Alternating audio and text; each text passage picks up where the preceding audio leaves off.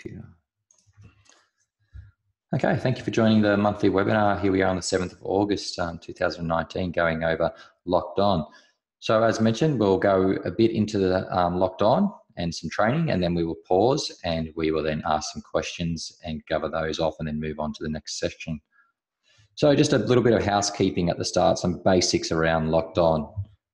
For all of you, when you log in, the first thing I need you all to check is that when you click your name at the top and go to My Details, you want to make sure that you have all of your settings set up in the profile. A lot of this gets used in your emails, your SMSs, your letters. So check that your position's added, you've got your work email ticked as primary, you also have your mobile ticked as primary, and you have any other contact numbers that you need. Your social accounts will be for your own personal social accounts, not your office ones. So if you do have personal ones, put them in. We'll use those later in Locked On, some little icons, etc. And you'll also need to have a profile picture added, and that will then appear at the top right of your screen. So if you don't see your little icon at the top, email your profile picture through to support@lockedon.com, and we'll add that to your account for you, resize it and put it onto your account. So basically all the information from here will then populate your signature. A few different things you can do with your signature just by turning things on or off, make it look different.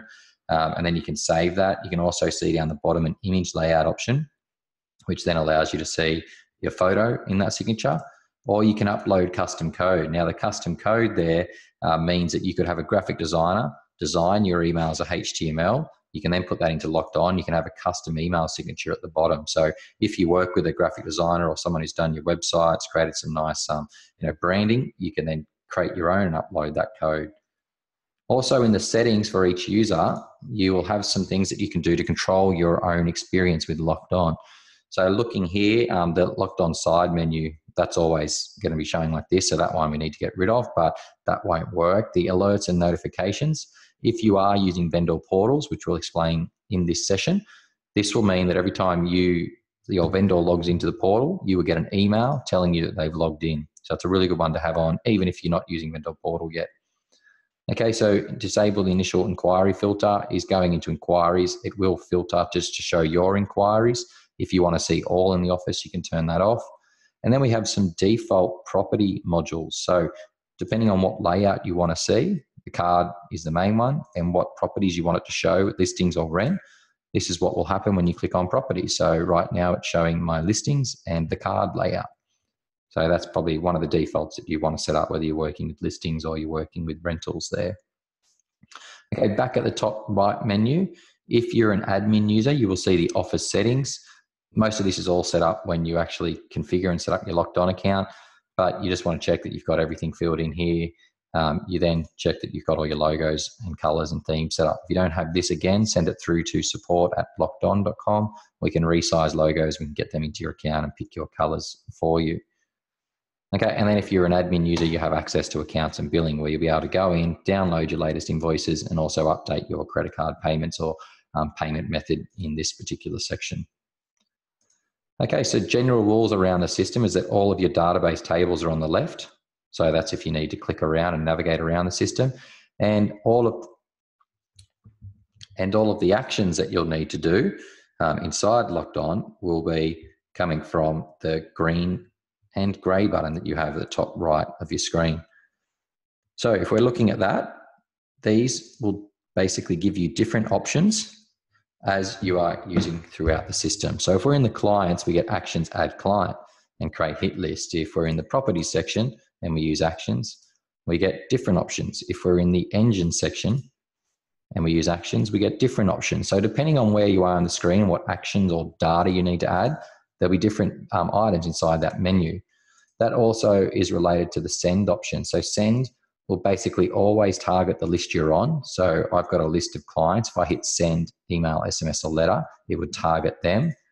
And if I was just on one client and I went send, it's only targeting that one client. So the send button is pretty smart in regards to what it knows, what list you're looking at. And we'll definitely show you more functions around that with buyers a bit later on in this session.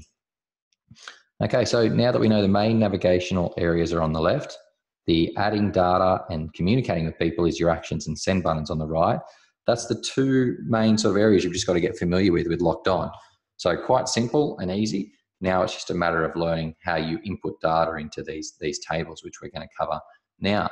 So as an admin user, someone who has full access to the account will see all of these options inside the engine. If you're just an agent, you won't see a lot of what we sort of cover in here, because the admin or the owner of the account really controls what content is in your system and what can be sent out. Okay, so that basically means that the office will have its standard letters, its standard emails, its standard SMSs. Agent users won't be able to go in there and edit and modify those. Only the admin and owners will. But agent users will be able to create their own templates, their own plans, and add their own solicitors in. Now, one part inside the engine that I just want to look at now before we get started is this customizations. So when you're looking at customizations, this is again an admin owner area, but this is all the categories that you can use and attach to clients and properties throughout the system. So we have different menus here for different tags. The main tags that you'll sort of be using that we'll show throughout today will be lead sources, client tags, property groups throughout this, and we'll talk about marketing publications and categories when we look at the marketing side, and your keywords for buyer matching. So we'll explain keywords a lot in the buyer section. So in my clients list, this is really any custom category you want to use to group your clients. You can see I've got things like VIP, friends, family, some buyer categories, landlord, investor. When we start tagging people with these, we can find them very easily. That's the same as property groups. So a client group would be different to a property group. A great example of property groups is breaking your area into zones. So you might have zone 1, zone 2, area A, area B, area C. That's a great way for you to say, hey, I want to find all my area A appraisals and market to them. Everyone's got different ways of how they break their patch or their farm area up. But I also have a tag here called hot appraisals that I want to know. Obviously, I tag things as appraised, but I want to know what my top 10 hot appraisals are at any point. So you'll see how we use the property groups and tags throughout it. And the other really important one that I mentioned is the keywords for buyer matching. I'll explain that as we go through a buyer. You can see I've got a few examples here, and I'll show you how that works. So again, this is only driven by the admin or the owner and can only be added to by them. So if you're an agent and you think, oh, I'd love to have this tag, that has to get approved by the owner or the admin to be added into the system. We don't want hundreds of tags or items in here. You really should have a nice clean list of tags that you're using. And everyone in the office, if you are a multi-user, really knows what those tags are used for. And you don't have agents going off and creating their own sub-tags to be used in the account. It just gets really confusing then. So inside the engine, we'll come back and look at all different parts of this, but the one to start off with is that customizations. And also inside here is the integration. So inside the integrations are different things we connect with. If you haven't got SMS set up, you need to configure with MessageNet. So you hit the configure option, and then there'll be a button in there that says need an account. That'll take you through to the MessageNet sign up page. HomePass is the official home open app of LockedOn version 2. If you're not using this, it's a free account we can get you set up with. You can be at home opens collecting names and details. We can also capture your leads from domain and rea.com. Now, if we're uploading to those sites for you, they're pretty much automatically turned on. Even if we're not your uploader, you can connect to capture leads into your system. So a buyer inquiry comes in, we capture those leads, we put it into the inquiry section, and then you can process that through to a buyer. So you can see that there's other options here as well as ActivePipe, Inspect Real Estate, Domain. ActivePipe, Inspect Real Estate we can connect to as well. All Homes is for lead capture, and Campaign Track is integration will be finishing soon. Okay, so let's get into sort of the nuts and bolts around LockedOn. So we're going to start basically going through the process of putting someone into the database, making them a buyer, and then we'll also put someone into the database who is a seller. And we're going to marry the two up and basically show you the core functions throughout the process of meeting a buyer and meeting a seller, and some of the basics that you should be doing. If we go into the client's database, I only have a small database. So there's not too many people in it. You're going to have a lot larger databases than mine. But the basics of putting a new person in is they're going to come from either a buy inquiry, which will come from REA domain, your website into the system. They may come from HomePass, so someone you meet at a home open, or they're going to be manually put into the system, which is a lot of what most people will be doing. So I meet a client, capture their details. I come into clients and I hit add client. So here we're going to just put in my details.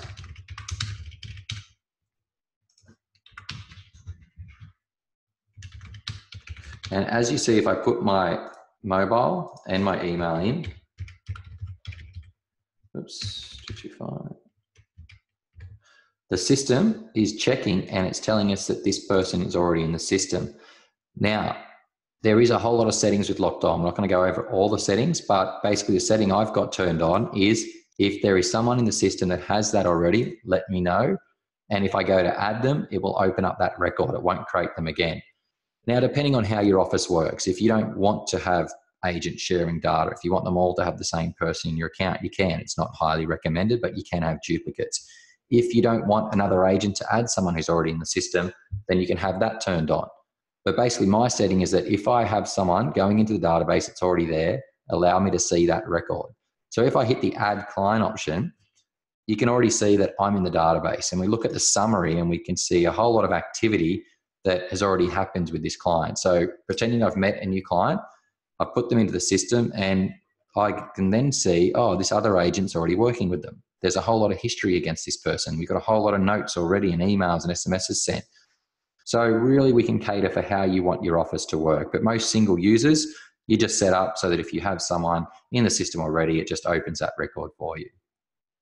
Now, when you first add someone, it takes you to the contacts. So this is a common question we get asked. What is the difference between a client and a contact? So a client, I have 33 of, but contacts I have 40. If we look at an example record here, which is Andrew and Lissy Chin, this is one client record that has husband and wife, and that is 2 contacts. So this is the contact section where we have husband, wife, and we can add more. If we go to the client section and we search my name, we can see that I am simply just a client record with 1 contact. So first of all, you always put your primary contact in first. So if you're dealing with Luke and my wife's name's Natalie, we can then add Natalie after we've created the record. So add, and I can put in the details, Natalie Newton, and we can then add her email and her post and her mobile. Do not add the postal address to the second contact if the top one is the same. So we can see I've already got an address saved. We add that client and you can see that Natalie's added as a secondary contact. You can also drag Natalie to be the first primary contact if needed. Now each contact has their own contact settings. So this basically means that I can edit Luke, and if Luke said, look, I don't want to get SMSs, I don't want to get mail from you, we can turn those 2 toggles on just for Luke and save that, and you'll see icons there. If Natalie says, look, I don't want to get SMSs, we don't have a number, but we can hit the edit and we can turn that on. Okay, now if we were to look at this and Luke said, I don't want to be contacted, you can use a drop down here, do not contact, which is this flag. And in the edit contact area, you can turn that off by unticking that option and then saving it. So you can see that each person has their own individual settings of how they can be contacted from the system. Now, when you do order emails from LockedOn, there is an unsubscribe option. If Luke or Natalie got your email and unsubscribed, it would automatically do that for you. Tick them as unsubscribed or do not contact. So you don't need to worry about email marketing with unsubscribes in the system. So now that we know how to put contacts in, I do want to remove Natalie off this because I've already got her in as a client. So we just have my main record here and we've put someone into LockedOn. Let's just quickly skim over some basic rules. When you're adding new people or properties to the database, always work left to right. So we're working left to right here. You can see that there's some system settings of when we flag them as do not contact, etc., that are at the top. But if you want to add a note to a record, you go actions, add note. And ideally, whenever you're adding a new client or someone to your database, you always should have a note, like why are you adding it to the system? So we could just put in here, met today at front of shop looking to buy in area. When we add that note, it's putting in the date and time, and we can now see that at the top. This shows you all activity, but if you want to filter to just notes you've written, there you can see you have a toggle there. The reason we have the toggles is because all activity is going to get a lot of information in there. You can see there's a lot of emails, a lot of SMSs. If you just wanted to see your handwritten notes, you could do that. If you just want to see the communications, email, SMS, or letters you've sent, you can do that. If you just want to see the tasks that you've completed for them, or the inquiries that they've done, and the inspections. So there's a few different toggles you've got there. All activity shows everything in date and time order. You then work left to right information, and in the general tab, you want to start putting your categories on your client. So a brand new client, I've met today, I put them into the database. I'm going to say it came from, I don't know if I have walk in there. We'll just say internet. And we can see the assigned agents. Now, the primary agent is the first agent that put them into the database. And then the other agents are the people who've met Luke as well and unlocked his record. So if I looked at this record and I'm a multi-user office, I could say that Ian French and Andrew Chin are also working with this person. They've also met him, unlocked the record, or I've invited them to join this record. Now, below that, we have some important notes. So I go for the Manly Sea Eagles in the NRL, and this is something I want to remember about Luke Newton whenever I call him. So these are important notes that stay at the top of his record that don't get lost in the summary. That could be things like, you might want to have visually their birthday. You might have visually their children's name or pets' names there. In the client tags, remember we talked about your custom tags and categories at the start in the engine? There's no right or wrong answer to this, but I want to put in here that Luke is an investor, and I'm going to put him into a VIP list, and then I can hit the update option. So now that we've tagged him into those categories, let's look at the first step around your tags and bulk communication. When we go to the main screen, I'm just going to reload this just so we can get the tags refreshed, and we'll go into the clients, and I'm going to search for my VIP list. I have 4 clients in that VIP list, so you can see that I'm in that with 3 other people now. Now, at any point you wanted to find a group you've got and market to them, you first of all select your filter, and then you use the send SMS, email, or letter. When I go to the SMS option, you can see the first ribbon is my recipients that we just hired, but you can turn people on or off to get that SMS.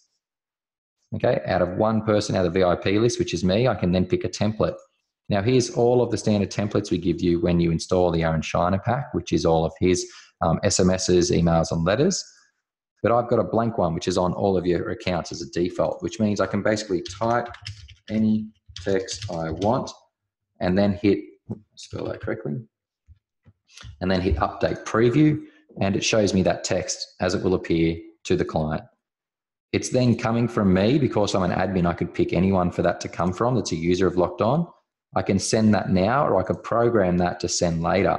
So I actually want to pick a date, which is today. The time is 2:20 p.m. So let's go down to 2, and we're going to do this at 25. 25. I'll just up that to 2:25 p.m. So I'm just doing a delayed send just to show you that feature now. If it was send now, it would send straight away, and we'll hit send SMS. So in 5 minutes, that SMS will send to Luke, and we'll be able to see that in his notes that an SMS has been sent. Okay, so it was only going to the 1 out of the 4. So hopefully that gives you a bit of insight into the power of your tags, being able to find a list quickly, and then use the bulk communication option, send SMS, email, to do whatever bit of marketing you want out to that list. So using the find at the top, we can go Luke. We can then open my record, and in the information, we've looked at the general, contacts. Now let's look at the first part of working with buyers.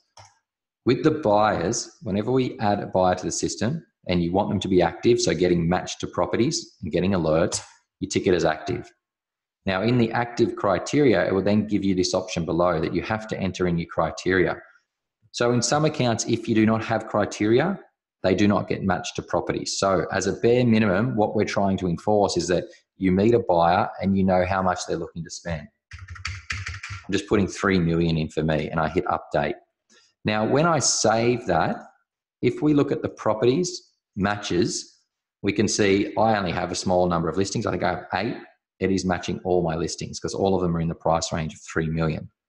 So 8 listings match this buyer because their price range is so high.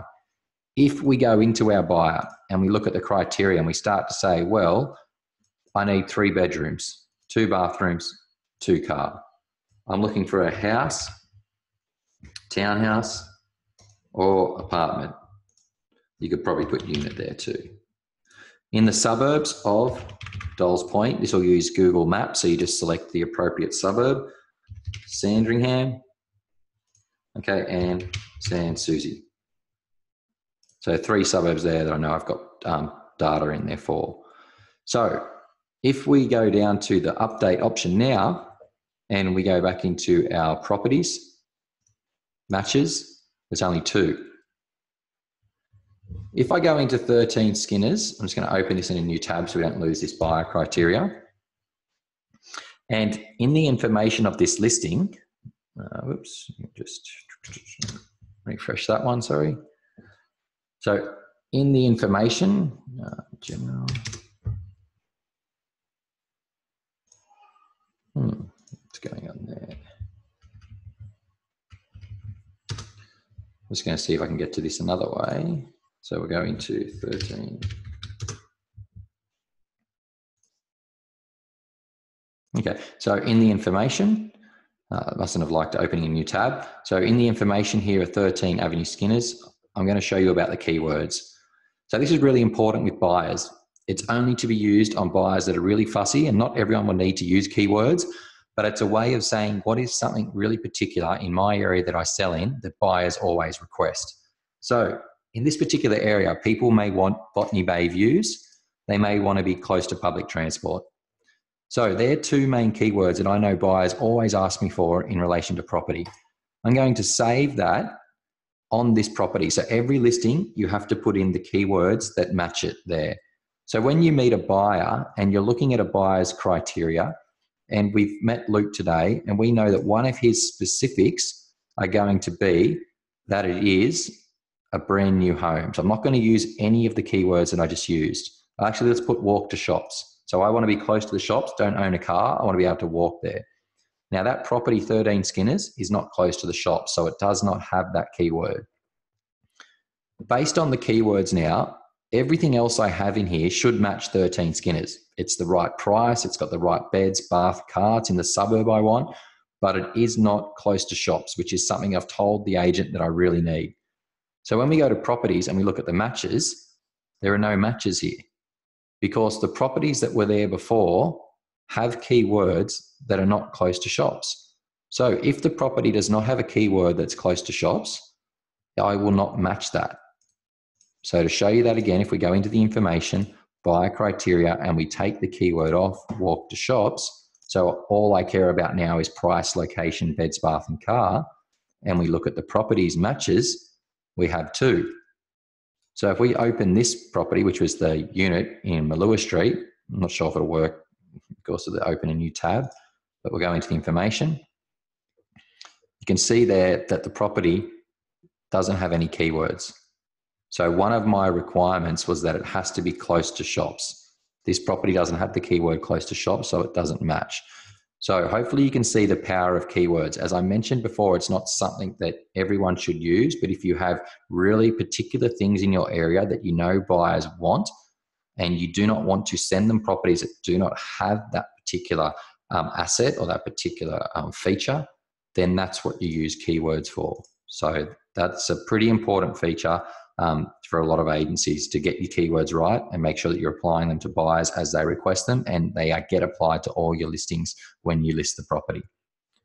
Now, an excellent feature of LockedOn is that you can have multiple buyer criteria. So you may have one buyer criteria that you label. You don't have to label them, but you can. We might call this dream house, and then we'll save that. But also the buyer will say to you, look, I'm willing to spend $3 million up on a house, but I want to also spend $1 million on land if you had land in the right area. So I can add another criteria here. And in this one, we'll call it land. So with this particular, we put in here land, residential. There's no beds, bath or car, but I'm willing to spend 1.5 on that particular block. And then I can build my dream home for around the 3 million total. So what that will actually do now is search the database for any land up to 1.5. You can put in your suburbs that you want to match it on. But in the properties area, in the matches, I've now got one extra match, which is that land residential one there. Okay, so it's a really key function of LockedOn, is that your buyer can have multiple criterias, and we'll leave those there. Now, if your buyer says to you, look, I'm no longer looking, you can keep the criteria and just deactivate them. When they get activated again, that will turn them on as an active buyer, and it will then reset their buyer start date. So when they've been looking from. Okay, I'll show you why that's important when we get to the listing side of it. So when you're working with buyers, inside of a buyer, you have the activity. Now I've pre-populated some of this for you, but with the activity, it's a way of tracking the 4 main areas of a buyer's life cycle. The inquiries is step one. They'll see your listings online. They're going to call you and ask you about the property. Now, if you have the lead capture set up from REA Domain or your website, we will capture the lead automatically and attach it to your client. If you do not have lead capture set up, the way you do these manually is by using the action on your buyer record. So if I go actions, add inquiry, and I made an inquiry on, let's say 123 Bondi Road today, I would then put in the date, where they found out about it. So we'll say domain and put in here, seems keen. And then we can add that to this particular client. Now in the inspections, it's the same things. If you're not using Home Pass at your home opens, which syncs this automatically, you need to be collecting names on a bit of paper, coming back to LockedOn, adding them in and going actions, add inspection. Putting in the inspection address, the date and time, how long they were there for, their rating, price guide, private notes are for you, the agency, and vendor notes go on your vendor report. If they request a contract, you want to log that. So that's stage 3 of a buyer life cycle. First one's inquire, second is inspect, third is request documents or more information, and fourth is make offer. So then we can add contract. That's very simple. What property, what date, what were the notes around that for your vendor? And the final step is an offer. We should be logging every single offer they make. Now I can see here they made an offer on 123 Bondi Road, okay, quite some time ago. If they made a second offer, a third offer, every offer should be logged. So we hit add offer. We just go 123 Bondi Road. Okay, so their second offer was today for 600,000. And we can put in their second offer. That's important. So your vendor can see the progression of offers made on a property. And we hit add. Okay, now we can see that logged against them. So we have our buyer, we've put in their criteria, we know how to track their activity. Let's start looking at how we communicate with them. As I showed you before, the send option will know we're on this record and ask you to communicate with them through SMS, email, or letter. If I went to send SMS, I have my recipients, which is just the one person, the record we're on. I can use any template I want here. And let's just say I wanted to send them buyer found you a property SMS. You can see it's got all the text. I can see the preview if I want before I send that.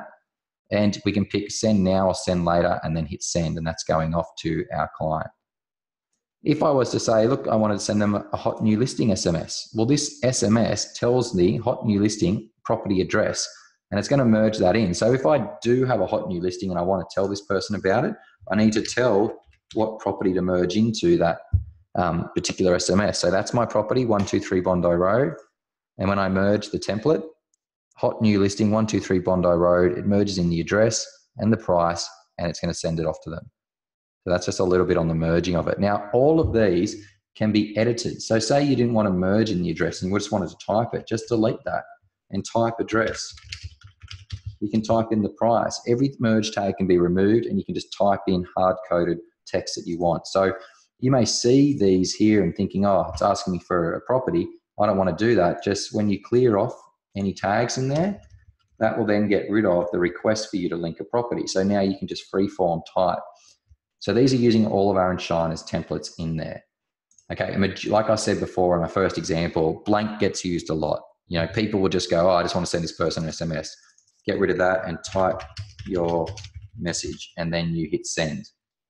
So that's SMS. If you want to send an email, we go send email. Again, it will default hopefully to your blank template that we've set up for you.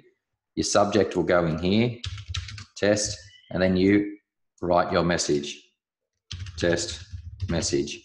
In that test message, you can bold, highlight, indent, change the size. You really don't need to be doing all of that. It should just be nice, quick, and easy. You then hit update preview if you want to see how that looks. And you can then add attachments, upload files, add an attachment, close that, and then you can send it from you or anyone if you're an admin. Send now or send later and hit the send option for that to go off. Now merging a letter, send, letter, pick your letter from here. All of these are property letters pretty much, so really we want to be targeting against the property, which you'll learn in a second. There's not any buyer letters in there, so it's not something you would do unless you're creating your own letters, buyer letters, but you would then pick it and hit merge, and it will merge your Microsoft Word document for you to download and print.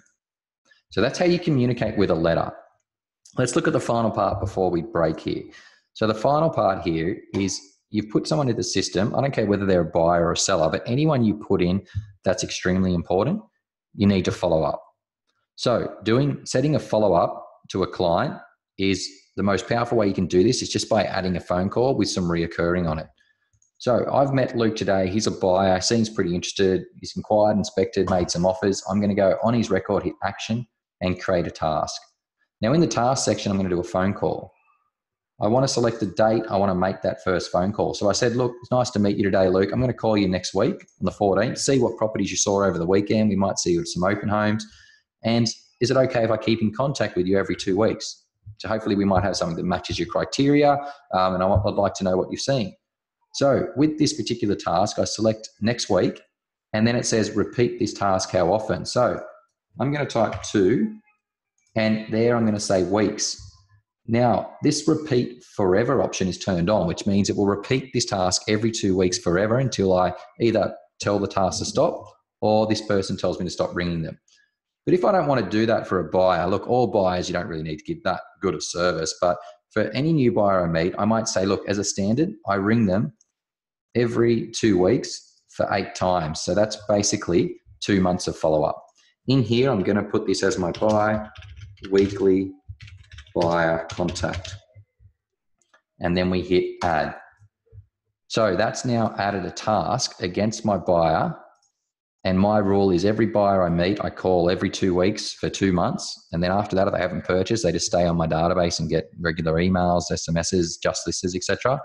That's due in 7 days. You can see this little repeating icon says it's going to repeat every 2 weeks 8 times. When that repeats next, it will say 7 and it will actually count down for you. When I check my tasks, I have nothing due today, but if it was the 14th, there's my first call. Doing a call, I would come into my task and hit complete, and it gives me all of their details here and their important notes. I can see any past notes that I've manually written about Luke, and then I have my call notes here. So with this particular call, if it was the 14th, I ring him. We can say that he has made offer on property with another agent, okay? And we then can hit the complete call option. Now, when I hit the complete call option, that then completes that call. If we go back to my record and in the task section, when that call is completed, that will show up in our completed. I've got a whole lot here. Let's see the date, phone call, bi-weekly made offer. So that task has been completed on the 7th. If we go into our history, then we'll go back into task. We might just, I think it won't reload there.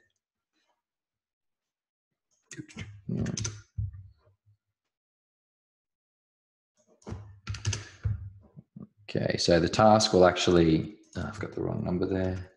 The task will actually reoccur and fire itself to book in the next one as it passes a certain time.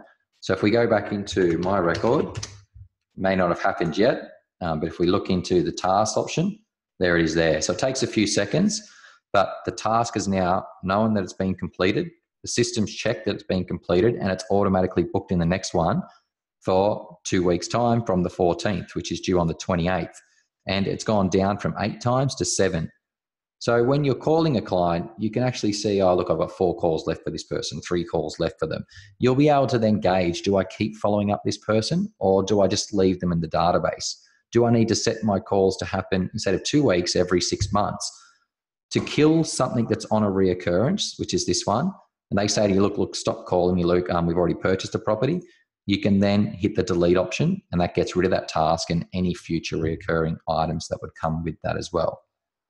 Okay, so the reoccurring that I've just showed you is extremely powerful for communicating with anyone that you just want to stay in regular contact with, or for any new buyers you meet that you think it'd be beneficial to call them, keep them up to date because they're going to purchase something soon. Okay, guys, that brings us to the end of the first session, just looking at how we put a client into the system, categorize them. We work with the buyer, their criteria, how they match properties. And one thing I did, forget to show you is in the properties matches, something that you should do basically every new buyer you put into the system is send off the matching property email. And this is an email template that comes standard with LockedOn. So when we do have the 3 matching properties, or you might have 10, you should get into the habit of going send, email, and using the template called buyer match. This is a standard template that comes with LockedOn. It's going to have a subject of your matching properties with a nice message that you can customize and change, and then it will list the properties there. It'll have your signature at the bottom. So here we have listen to the buyer. We've got a list of the matching properties, and we can simply hit the send email for that to be sent to them. So sorry, I forgot about that part with the matching, but that's a really important standard that you should be doing. When you've entered a buyer's record, you know what matches them, send them off this email. So then that will appear in their inbox as being sent, okay? And if we go back into the summary, you'll then see here the SMS that I had time to go at 2:25 has been sent. And if we look into the history, we can see a log of every email that's been sent and every SMS, and it tells you if they've opened it or not. So that's a really important thing to know, how many times they've opened it, when they opened it. It's all tracked here of every email you send that person. So guys, that'll bring us to the end of the first part of the training. I'm going to pause the recording, and if you've got questions, please use the chat option to send them through. We'll have a break for about 3 minutes to see those questions and answer them live.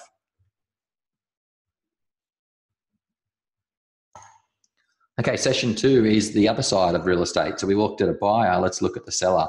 So again, you would add your seller, actions, add client, but we've already got some in the database. Now, I'm going to use Ian French, who's another director of LockedOn. Him and his wife, Kylie, are already in the system. And in the information area, we have them ticked as a potential seller. So this is phase 1 of identifying someone in your database who has a property to sell. It's a crucial number when you look at the dashboard. If any agents or sales agencies in the system, potential seller is your vital number of how many people you know that have a property that you could sell. So that's people you've sold to, people you've appraised, people you've just met that actually have a property to sell. If I look at that list, it loads the 27, and Ian and Kylie will be on that list. Where are they? Down the bottom. We'll have Ian French and Kylie Darling. So we've added a client. We don't need to go over this all again, but anyone who has a property to sell, you tick potential seller. We've got them assigned to me. We might put them in the category here as hot. That's what I want to categorize them, and we'll save that. So now that I have them categorized, important thing of adding potential sellers is you should always have their postal address. So if I go to Ian's record, no postal address, let's hit edit. I now know that he owns a property here. So we're going to do 17. I'm going to need to put it in the area that I work. So I'm just going to make up a number here. So we'll do 56 Lewis Street in Dulles Point. And we'll then hit edit. So that's the property he lives in. So I'm putting the postal address against him. Sometimes the person will have a different postal address to the property they own. You should also know that that can be PO boxes, or it could be an address in Fiji, New Zealand, wherever that may be, wherever they're getting mail sent to. This is the important part, that you've captured the person, you know their postal address, then you can hit actions, link property.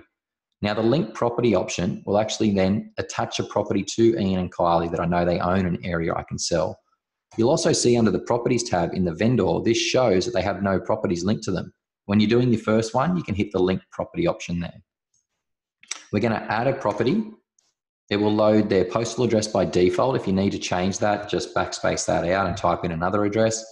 You simply need to select that it's a house, unit, land, and then you can hit add. So now in the properties database, we're adding a property record. To be honest with you, if you're in sales, this is where you make all the money. You don't make money from your client records, you make money on all the property records you have. This is where all the follow-up, the property life cycle will happen, and your valuable clients will be. So with the property address, the first thing it will do is put us on the general information general tab. Here, fill in the basics: beds, bath, car, last sold price if you can get it, last sold date. Okay, any keywords you want to attach, you generally do that at listing stage. Any property groups, they might be in your zone 1, and agency reference details generally when you list it, key number, alarm code, internal description, and we'll save that information. Simplest way to get to know the system is left to right. So again, these are your property notes. I'm going to add a note against the property saying, looking to sell soon. And we add that note. That note will also show up in Ian and Kylie's client record. that we added a note against their property 56 Malua Street. So you can see how it's all linked back to the client. Now in the properties, we can see that property is there they own as a potential. So we have the property in a potential. We've added some notes in the information. We filled in the general section. Fill in as much as you can here in the general when you first meet them. So what are the land sizes, any features you want to tick, that will generally get done at appraisal. And we have the ability to upload documents, and that's more around when you list it. So contract, agency agreement, all the things you need that relate to this property sale. Now, let's look at the 5 key stages of a property life cycle. We've added the property as potential. You're eventually going to start building a relationship with this person, getting it to an appraisal, hopefully getting it to a listing, getting it to sold, where you may call that exchanged or unconditional, and then nurturing it through to settlement. All of those stages are here with this button, Update Status. We have potential, appraised, listed, exchanged, and settled. Now, there's other ones in there like taken off the market or prospect. We won't get too much into those today, but they're pretty self-explanatory. Right now, this person's a potential.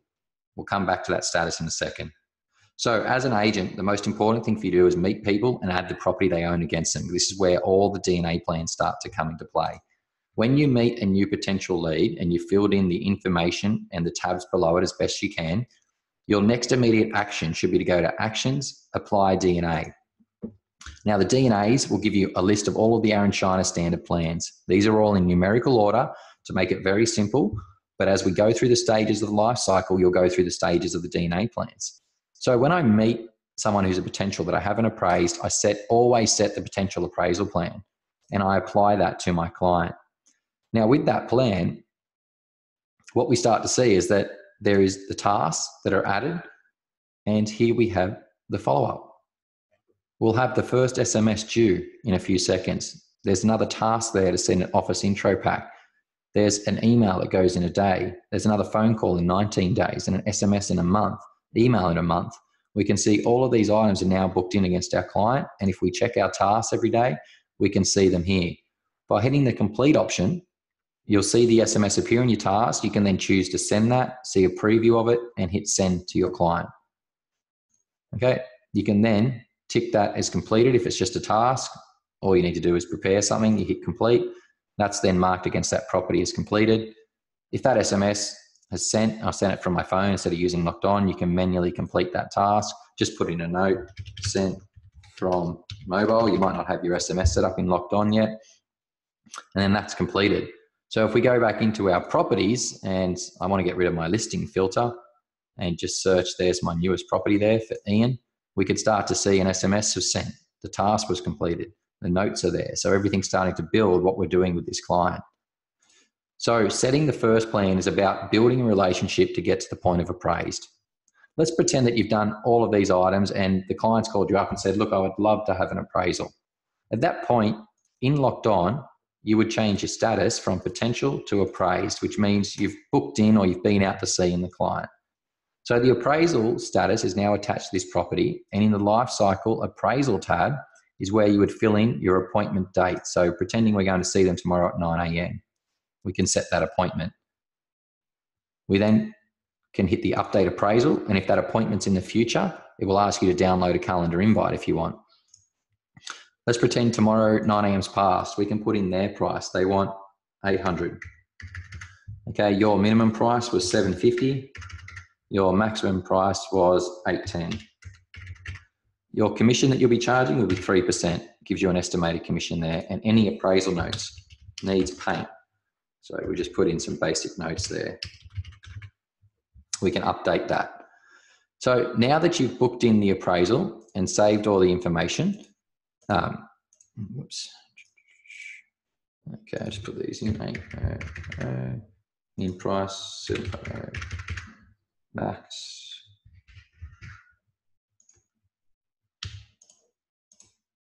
Okay, it doesn't seem to be liking that, but that should definitely save that appraisal. Have to look at why that's not there. Oh, there it is. It was saved. Just didn't give me the message. So all of that information saved up on the screen. And when you've added your appraisal, you then need to set your follow-up appraisal plan. So here's one thing to know. When you're setting plans, in the task section, you will see the plan that you currently have set. It also tells you here on each item what plan that is from. You can also use the funnel icon to see what plans you have set. When you go to set a plan to a client, check what plan you have and ask yourself, is this still relevant? This potential appraisal plan is no longer relevant because I've just completed an appraisal for them and I want to set that follow-up. So you generally should kill that plan. And the way to kill it is to funnel and select that plan, then go select all and delete the tasks that are inside that one. So we're going to hit delete and get rid of those items. So now there is no task attached to this property and you're ready to set the next plan. The next plan, because you've done an appraisal, is apply plan number 2, appraisal. You start that from when you get back and you've put in your appraisal information. This will now set a plan for you to keep in contact with this person over the next 12 months. And then once that 12 months is finished, we go into reoccurring phone calls and SMSs and emails for this client so that you never ever lose contact with them. This task, the SMS and the phone call, will repeat every year until you either delete this record or they tell you to stop contacting them. This is a really powerful feature of LockedOn, the repeating tasks, especially around appraisals and settlements. Whenever you sell a property or appraise a property, we make sure that you never lose contact with them and you're contacting them yearly on that anniversary date, whether it's the appraisal or the purchased property or sold property date. So there's some great emails, great content, SMSs, phone calls, letters throughout those plans that will help you build a relationship with this person to hopefully prove you're the best agent for the job. Now, you've done the appraisal, you're following up the client. There may come a time where they list with someone else. Hopefully it doesn't happen, but you would then think at that point, look, they've listed with another agent. I don't need to follow them up anymore. So I want to filter to that appraisal plan. And I then want to kill that action on that appraisal plan. So we select all and we delete the tasks related to that plan. When you lose an appraisal, it's in your best interest to keep in contact with them because you may relist that. So you hit apply DNA and we give you a lost appraisal plan that you should set on the day you found out you lost that. It's very simple contact with some nice emails and SMSs and then some reoccurring calls to keep in contact with them. So again, I can funnel to that plan. I'm going to remove it off here at the moment because we don't want to use it. But that's just showing you how you follow up a lost appraisal. Okay, so back at the particular property now, pretending your plan set against them and you're checking your tasks every day, you would have been sending emails, SMSs, letters, doing phone calls to build a relationship with this person. Any task you don't complete goes into your overdue. You can see I have 20 of them. That is up to you to make sure you don't have many overdues on your account. Okay, you want to keep them clean. If you wanted to look at your overdues and say, oh, I wish I want to move that to another date, you can edit it and change the date and move it. But you ideally want to be checking your overdues at the end of each week, moving them to a new date or completing them. Don't let it get too big. It'll get really frustrating when you start getting over 100 tasks there to try and catch up.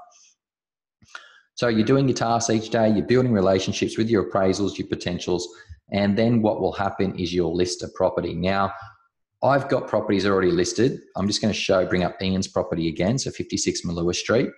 When a listing happens, we update that to listed. You go out, you sign up the agency agreement, you'd come back into LockedOn. In the life cycle listing, you would fill in the basic information. When you listed it, when does that contract expire? 3 months, I'll say on the 7th. Okay, when did you receive the contracts? In some states, that's straight away. New South Wales, we have to wait 5 days. When did you launch the property online? We haven't done that yet, so we won't do it. Who was it listed by? I'm going to say Luke. Okay, is there a secondary listing agent? No. Property PA? No. Vendor manager. Listing price guide, we'll put offers over 800. And sorting will be 800,000. That's the hidden price that goes up on all portals. Okay, there's some rates and tenants, abilities. I'm not going to go fill in all the fields. Let's just get the mandatory ones in.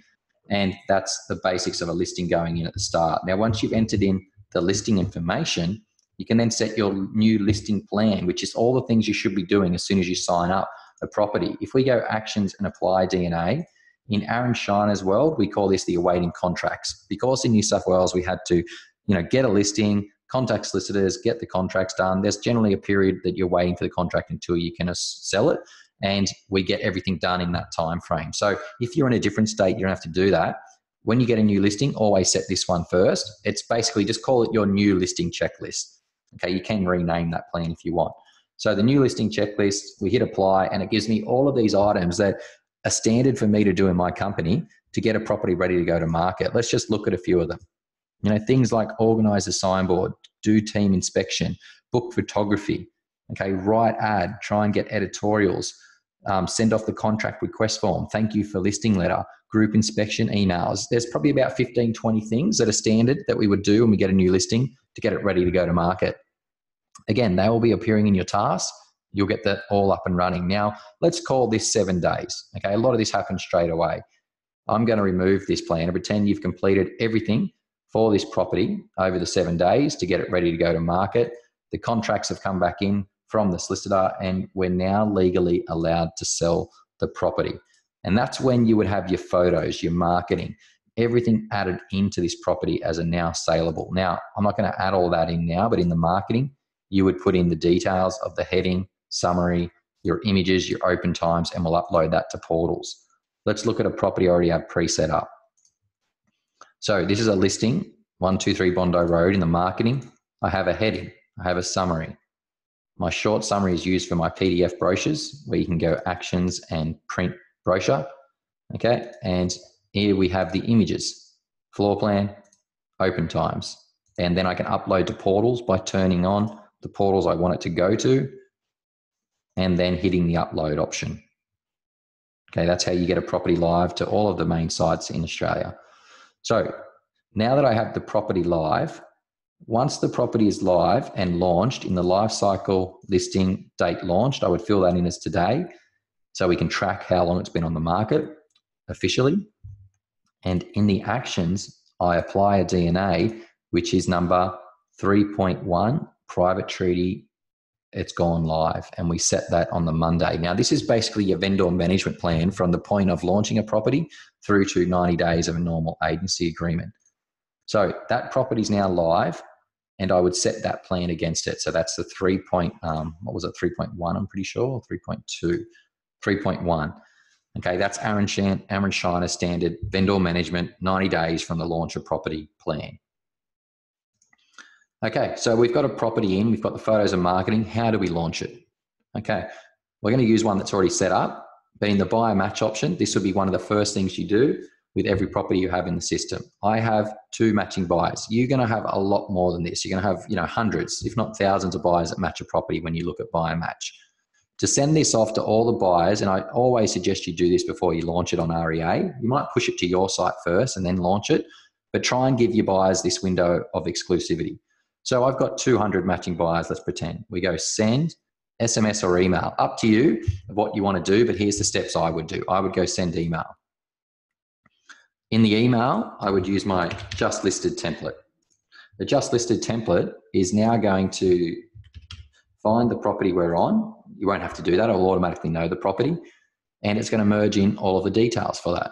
My logo, branding, photos, view online, view video, auction details, agents.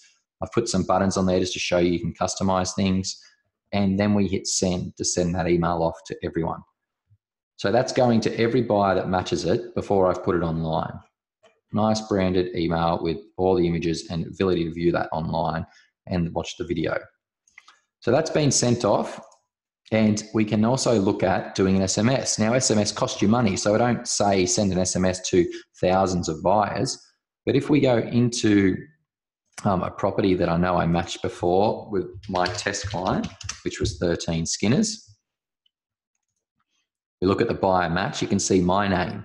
A really good way to keep your SMS costs down is to say, well, look, I don't want to SMS every buyer. I've got actually 3,000 buyers matching this. I just want to do it for the buyers that were entered into the system since last month. So fresh buyers get an SMS. They're the ones that are usually most active in the market. So I look for buyers added in between the 1st to the 7th to the future date, which is now. You can put an end date on it if you want, but you just need a start date.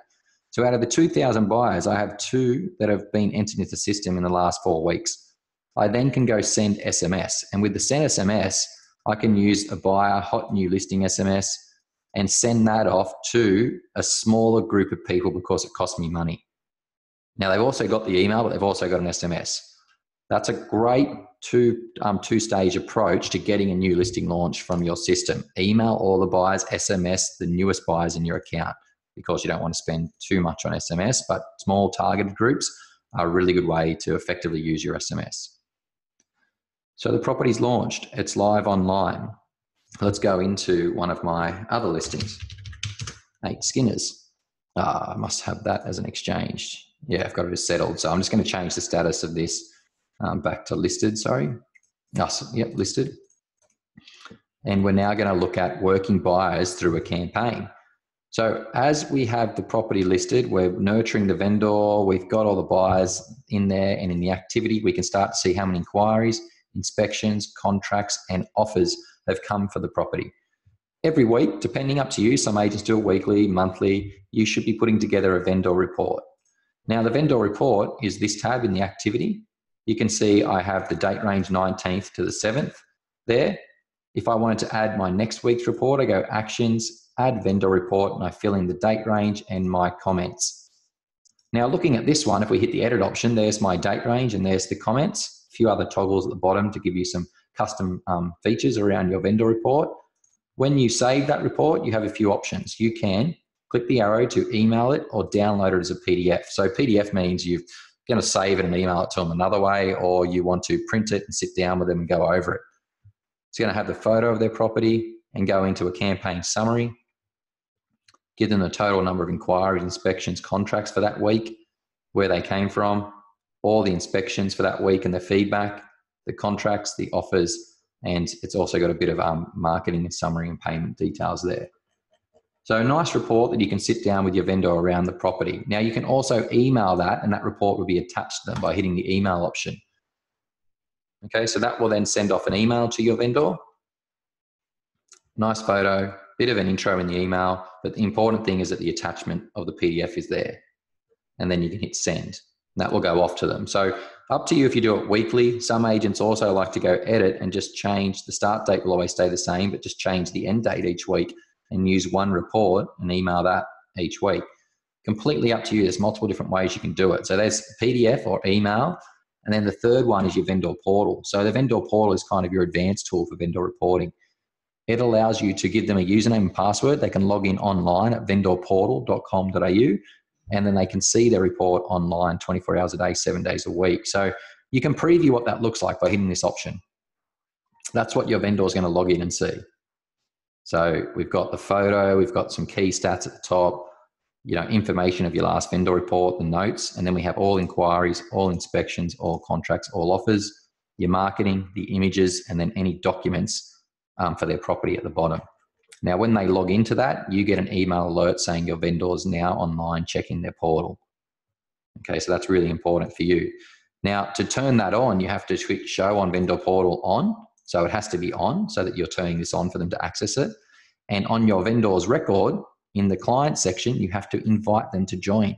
Clicking the invite option will send them an email with steps on how to set up their vendor portal access, telling them what website to go to, how to create their password. Okay, so that's all you need to do for that to be sent to them, and then that will set them up to log in online to their property. So 3 different ways of vendor reporting: PDF, email, and the most powerful one is the online portal.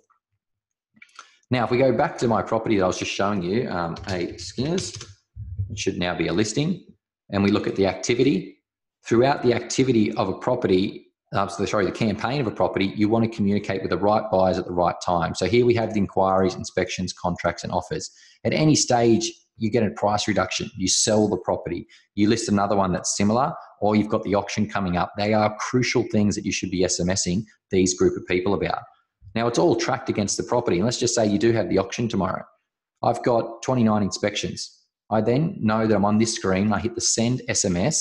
The system's smart enough to know that you're sending it to the inspections.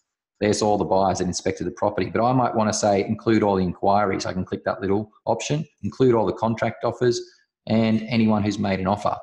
It gives me a list of 10 buyers with a mobile. I then can use a template, and I think there might be one in there called auction tomorrow. I can then merge in that preview. I can then choose to send that by confirming how many it's going to, which is 10, and hit send. And an SMS to all the buyers that I know that are related or interested in this property has just been sent to them, letting them know about the auction tomorrow. Now, that could be a just sold. That could be a price reduction SMS. All very extremely powerful if you're good at working with buyers and having them tracked on the property. You have an abundance of tools to be marketing to the right people at the right time. Now, there's also an excellent feature in there called Hit List. If you go into any of these and you think, oh, there's all my inspections, I actually want to call them all, instead of sending them an SMS, email, letter, I want to hit the phone, you can go onto the inspections and go Actions, create Hit List. That gives you a list of all the buyers at the top of your screen. You can then go into the first buyer by view summary, see all their notes, all their information, ring them, take new notes, update their information, and then go to the next record. Go to the next record. And what you're obviously trying to do is make as many connections as you can with the buyers, let them know, oops, I just clicked the wrong button, let them know about the new the new price of that property, and then keep moving on to the next buyer, the next buyer. So Hit List is a great function that's throughout the system. When you have a list of property records or client records or inspections or inquiries, you can get them up on the screen quickly and go through them all and communicate with them. Okay, so if we look back at the properties now, you have a property that's listed. I'm going to go back into Ian's record, which is one that we just moved away from because we didn't have the photos of marketing set up. But let's pretend now we've gone through the process of marketing it. We've given our vendor reports. We've got a whole lot of communication that's gone out to this client in relation to their property. There you can see there's some SMSs there that actually sent automatically as a part of the plan. So a big feature of our DNA plans is automation as well. We can trigger emails and SMSs to be sent automatically. So if we're looking at this and we now know the property has had an offer accepted, I would go into the life cycle, sales advice, and fill in that it went under contract today. I'm expecting it to go exchanged in 5 days. Okay, settlement date is going to be 6 weeks away, and that updates the settlement date there. Contract price was $810,000. Okay, commission rate was 3%. Okay, building inspection date is going to be the 10th. Finance date will be the 11th. Pest inspection dates through the 12th, and deposit due is the 9th. You can fill in the rest of the details there, but mainly you want to add in your solicitors. So there's my solicitor from my solicitors database and engine, and there's the purchaser solicitor, and we can save that. Okay, now we've linked in all of the sales information. We just need to link the purchaser. By clicking this button on the right, we're going to link my record, Luke, and I'm purchasing this property off Ian. Now on the right, you can see that all of the parties are now connected. Once you have all the parties connected, the property's under offer. In the listing section, I would use this option to mark it under offer. We save that, and what you will see in the properties database now is anything that's under offer has a little orange tag. You can also find them by filtering to the under offer option here in your filter. Now with the under offer properties, we're just basically waiting for this to go through to exchange. Now let's pretend that it's gone through and it's happened and exchange has happened. At that point, I update the status to exchanged. Now against my property, I check what tasks I have. So there's none there. I must have removed the plan. But now we can start to set the DNA plans that relate to the sale.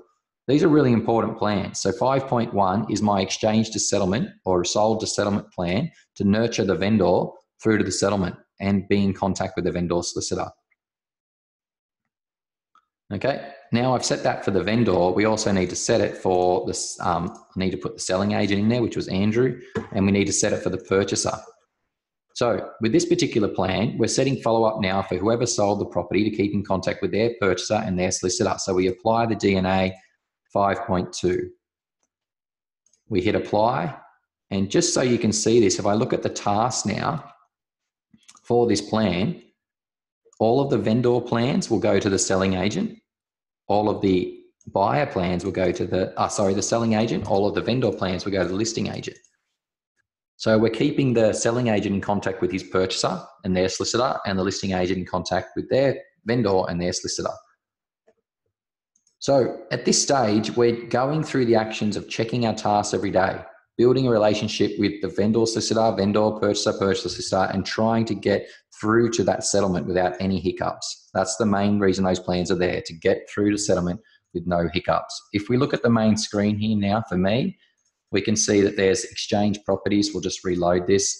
It should have my exchange properties as one. I can click on that and see the exchange properties. There's our 56 Malua Street. Everything's gone through smoothly. All the plans have been completed, and we can update the status to settled. Let's pretend 6 weeks has passed. This is the final process, and the final process is one of the most important. It's moving the property to your new purchaser. Now, with this property, it's settled. the final thing we need to do is use this button called transfer property. You see that next to update status. So the property's settled, you hit transfer property and you go through a very simple workflow to make sure that it moves to the new purchaser and we set all our anniversary plans. The first option is for your seller. So do we want to remove all uncompleted items against the seller? Generally you do at this stage, so leave that on. Are you going to assign a plan to keep in contact with your seller?